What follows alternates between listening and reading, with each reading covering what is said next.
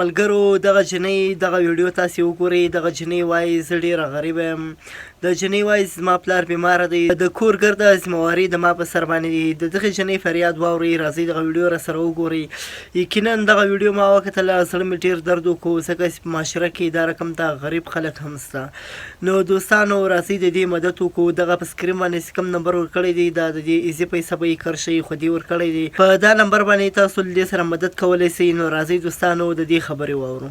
ما مې ناجوړه ده، په ما باندې ټول بوج دی، لکه د بار کار هم زه کوم، د کور کار هم زه کوم، زما 3 خویندې دي، هغې دپاره هم زه لکه هر څه کوم، هغې هر څه هم په ما باندې دي. نو خیر د ما سره مدد وکړئ. او مونږ فلحال په خپل کور کې نه یو، مونږ چې دی نو کله یو کار یو کله بل کار نه، زموږ خپل کور شته. او ما ته ډېر خلک وایي چې وټساپ نو زه وټساپ کم ځای نه راولم، ما سره دا موبایل دی، په دې باندې که وټساپ جوړېږي نو ما ته وښایئ، زه به بېشکه زه به په وټساپ جوړ کړم، زه به تاسو ته هر څه درولېږم. نو خیر د داسې خبرې نه کول پکار که نه، که زه خو عجزه یم، زه خو دې ځای ته له خپلې عجزې راوستې یم. نه ته دې وخت کې لکه چې مجبور یم د 3 خویندو م لکه ته څه کوې، څه جاب ماب کوې، څه کوې؟ نه زه کور کې کار کوم، بس هغې د ورځې چې ما له دی نو کله 300 راکړي کله 400 روپۍ راکړي، نو بس په هغې باندې زموږ هر څه روان وي. نو بس موبایل نمبر دې څه دی؟ 0328930087 0328930087. سبق ته ویلي؟ ویلې مې دی، نهمه پورې. ولې دې پرېښو بیا؟ دې مجبورۍ د وجې. چې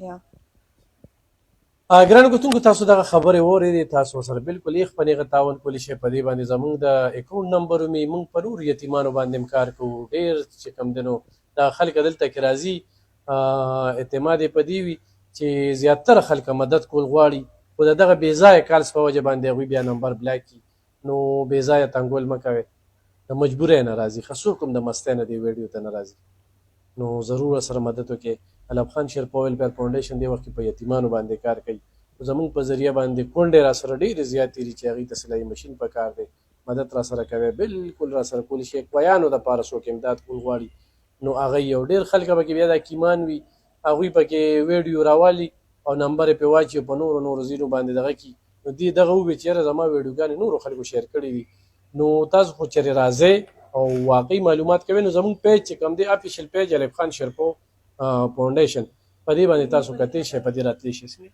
زه دا پکې ویم چې د خدای دپاره دا ویډیو پوره ګورئ، ځکه چې زموږ دلته کې په ویلو باندې مریض ستړي شي، بار ورته وایي چې زموږ دا مجبوري ده. نو د خدای او د رسول خاطر وکړئ چې پهله دا ویډیو ګورئ، بیا موږ ته بیا کال کوئ.